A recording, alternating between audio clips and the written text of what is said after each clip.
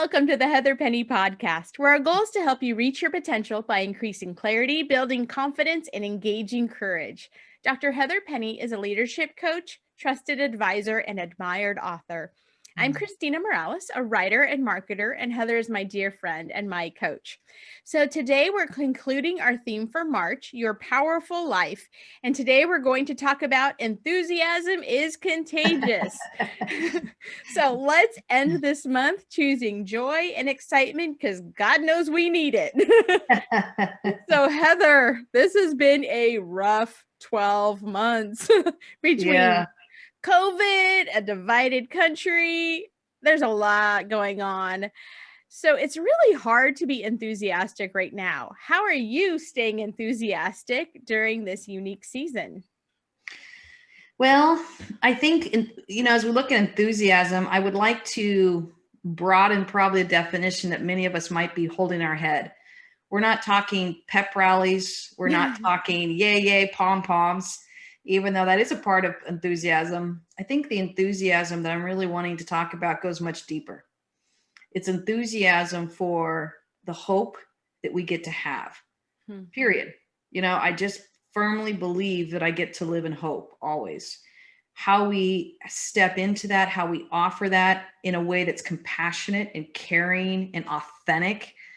That's what I mean about enthusiasm. And it reminds me of I think I sent it out on my Facebook, but it was two runners that were running. One was from Nigeria and one was from, I want to say Ukraine, but I'm not sure.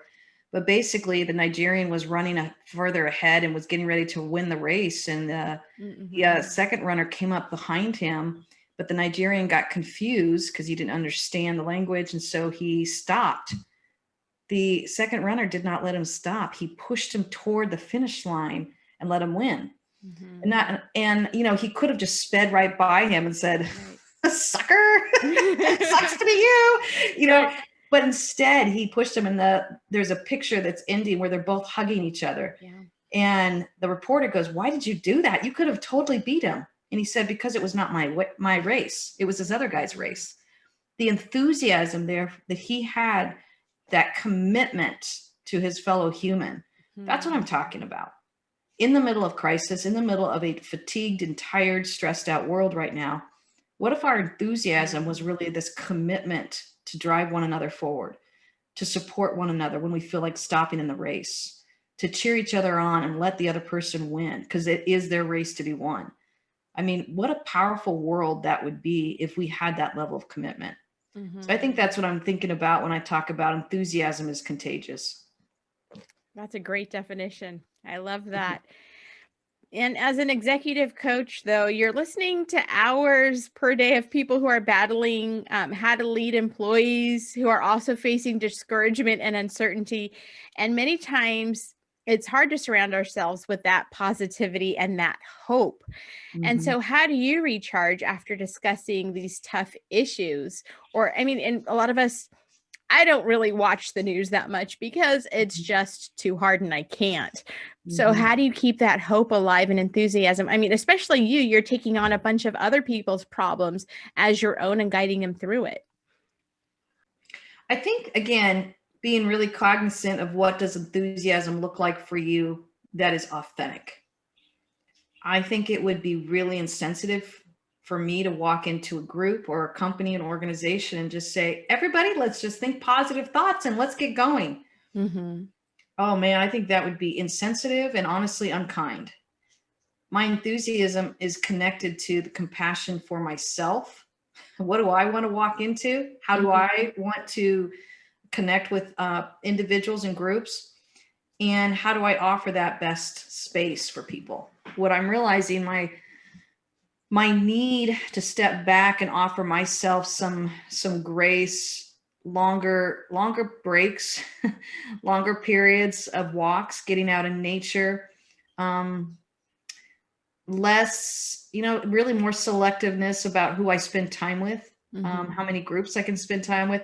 It's a lot that's going on. So I have to step back from some things that maybe I did a couple years ago.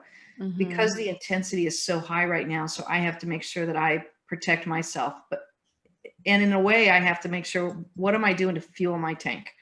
So anything from, I literally have to sit down and say, I'm going to take this day off. I'm going to completely play.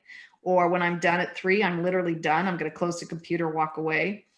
Or what vacation do I need? What is it that I'm reaching for? I just had someone, a good friend of mine and a client, send over a song. It was a 7-minute song. And I just, Wow. oh man, she knew me, and I zipped one back to her because I know what she's living through and she knows what I'm living through. And we both know the challenges, and we don't need to spend more time talking about the challenges. We need something to inspire us.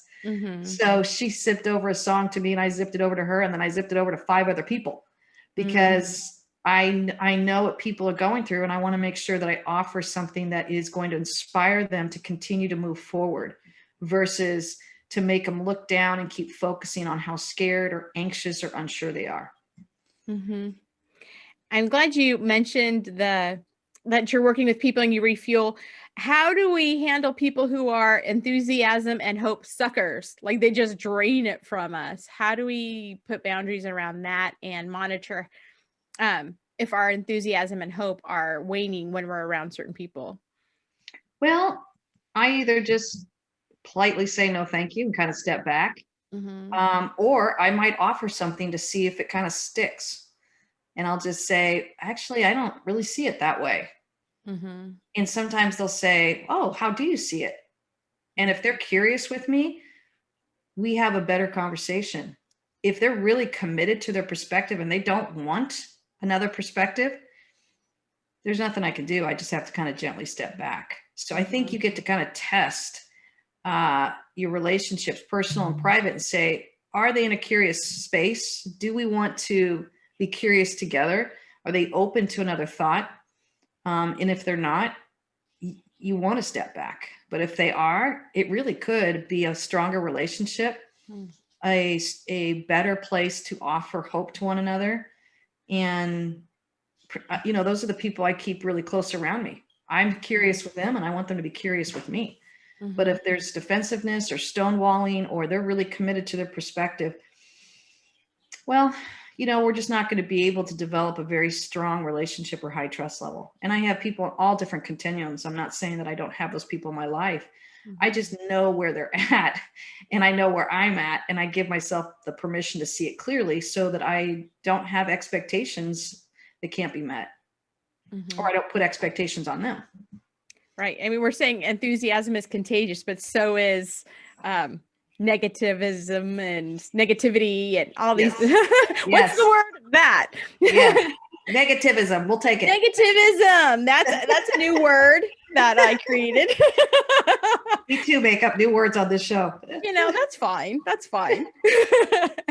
And as we're recording this, before we started, I was telling you a little bit about what I'm going through personally. My mom has been in the hospital for 5 days. We're trying to buy a new house. So we have the stress of, okay, finances and packing and what do we do? And how do we plan around our jobs? So it's been really stressful, and sometimes it's been hard to keep that hope alive. It's been hard. Life's been hard. So how do we balance processing the feelings of pain and sadness and stress? And then how do we turn back to feeling hope and enthusiasm? There's a time, I don't want to say a timeline, but you don't want to live in the mire of rehashing things out. But there's a time when you need to say, okay, it's time to move on and look towards the future. So how do we process it? Well, again, I think it does go back to, crisis really reveals who we are as people. And I'm seeing those that are very resilient, and they're saying, I'm committed to be a part of moving humanity forward. I'm committed to being a part of finding a better way. I'm committed to being a part of learning. And so that I can stay curious. And when I know better, I can do better. These are kind of people that I look at going, yeah, I want you on my team, and I want to be on your team. And so I think as crisis reveals the true character of who we are, pay attention and get selective. Some people are really liking to repeat some of the stuff on the news, and that's becoming their narrative. That's becoming what they continuously Mhm. grow. It's not what I want to be a part of, and I think that I don't want to live in a defensive posture of saying, no, I don't want to be part of that. No, I don't want to be part of that. No, I don't want to be part of that. I want to say, no, I don't want to be a part of that. And here's what I do want to be a part of.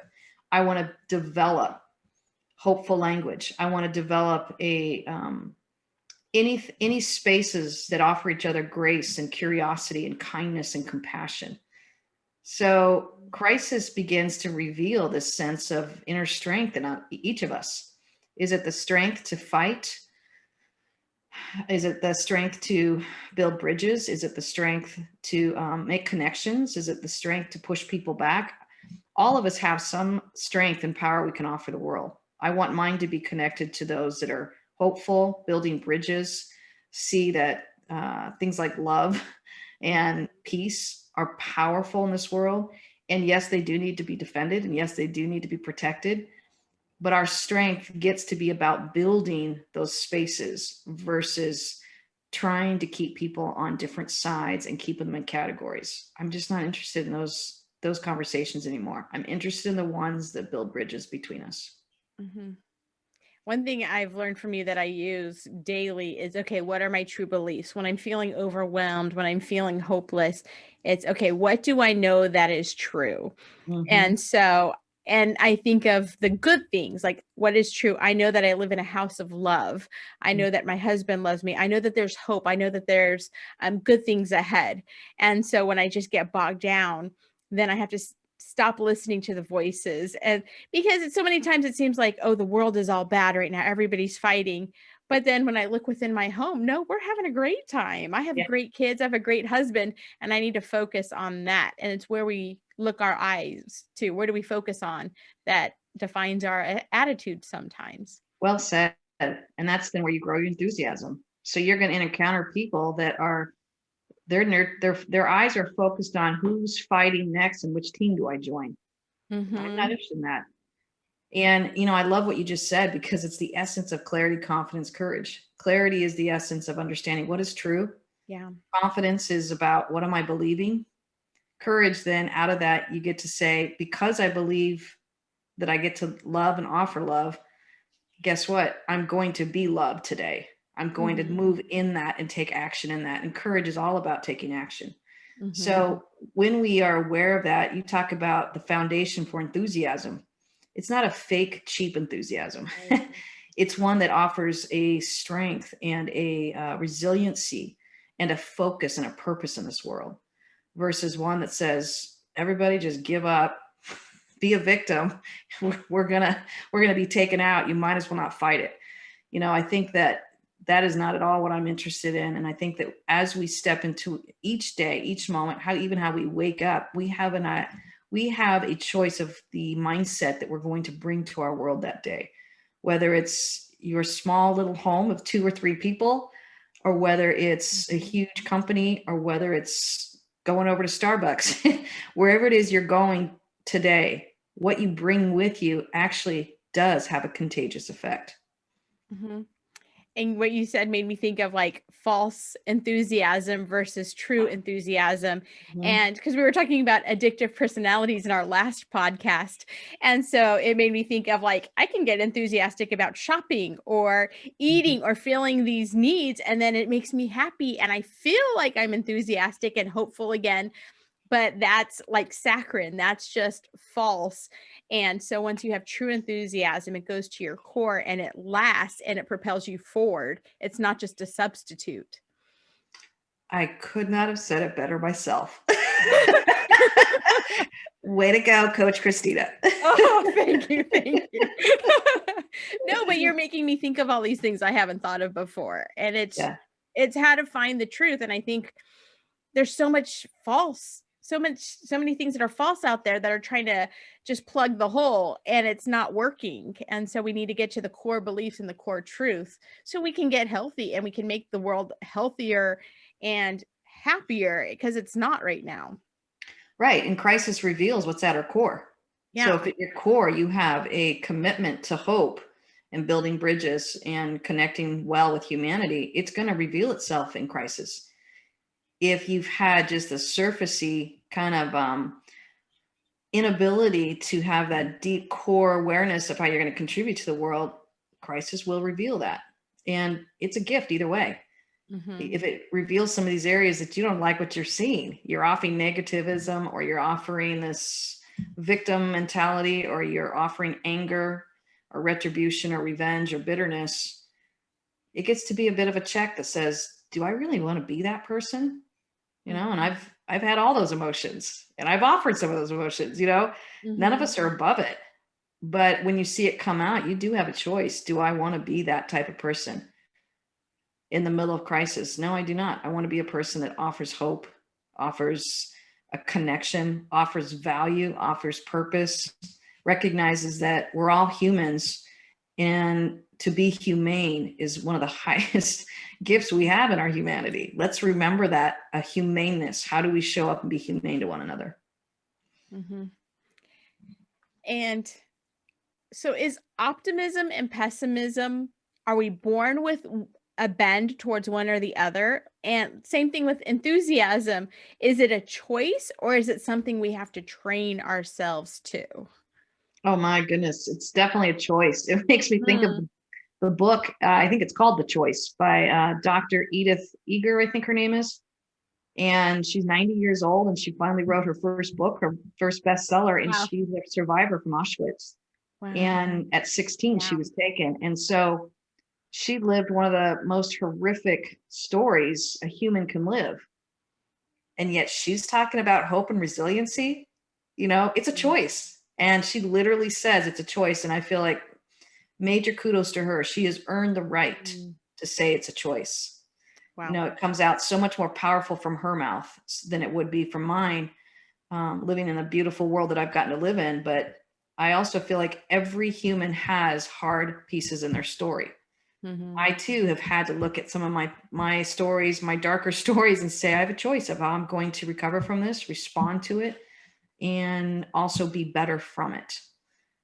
It's cruel to push it if you're in the middle of kind of trying to heal from it. But at the same hand, I want to say you do have a choice. You have a choice of how you want to move through it. And I think one of the biggest choices I've made is I will not stay stuck in my pain. I will feel it. I will move through it. I will pay people to help me do it, but I will not stay stuck in it. I want to live out of my healing, not out of my woundedness. Mm-hmm. What got me thinking about this question is when you posted about the birds. It always comes back to those birds, and The you're birds. like, how beautiful they are. And I'm like, my first thought when I see a flock of birds flying overhead is, don't poop on me. Like, that's the only thought I have. So you're teaching me to choose. Oh, how beautiful. Not, I'm going to get pooped on. Yeah. Well, isn't that why we need people in our lives? Because no one can hang on to hope 24/7, you know? And I think that if they know it's your core value, they can laugh at you and go, really, Heather, you're so worried about them pooping on you? Didn't notice how beautiful they are? And I think the people you surround yourself can help handle that with humor too, and pull out your best self. Mm-hmm.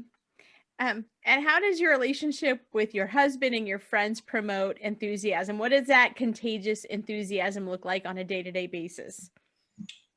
Wow. I think the people that are very in my inner circle know me well, and they know some of my shadow sides to my beautiful strengths. And so they love me through it, and they'll say, oops, I see this. And they have complete permission to step into my life and offer truth to me, but in a loving, grace-filled way.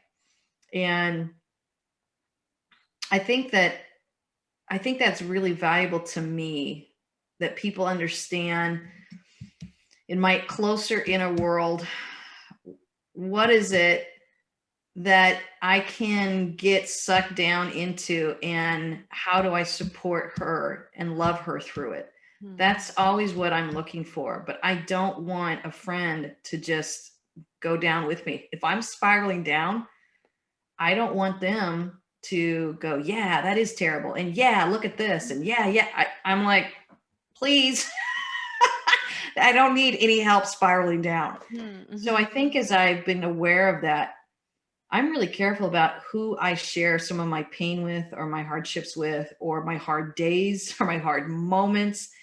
I share it with people that say, oh, I see and I hear, and you can get through this.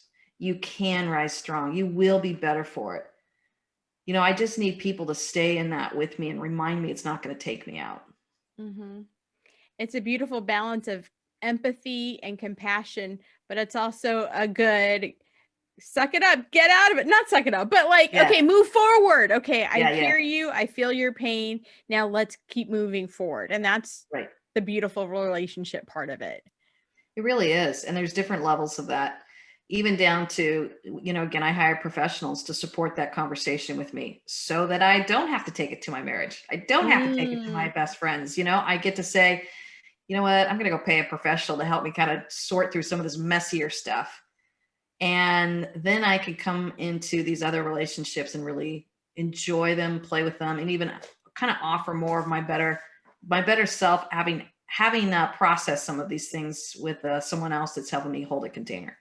Because I have a lot of thoughts in my head. I hold a lot of ideas, and the shadow side of that, I'm very clear that, oh yeah, this could overwhelm people. Heck, it overwhelms me sometimes. So to put that on one person is not fair. How you kind of just gently spread the wealth, spread the wealth of who you are, Christina. that should be another podcast. It's allowing yourself to show up really well for each relationship and recognize what each relationship has to offer and how you get to grow and foster and nurture a relationship that's really meaningful to you. Mm-hmm. That's good. It makes me think of like a doctor. You don't go to like your husband to lance a boil. That's like the worst part of you. You go to a doctor to take care of it, and then you can come back whole again. So yes. Ooh, well said. That's exactly it. Huh. Well, on that note of boils, that's all the time we have for today. We'll leave you on that beautiful note. Yes. So join us next week when we talk about how time off refreshes clarity and creativity. Please subscribe to the Heather Penny podcast. And for questions, comments, and resources, please visit heatherpenny.com.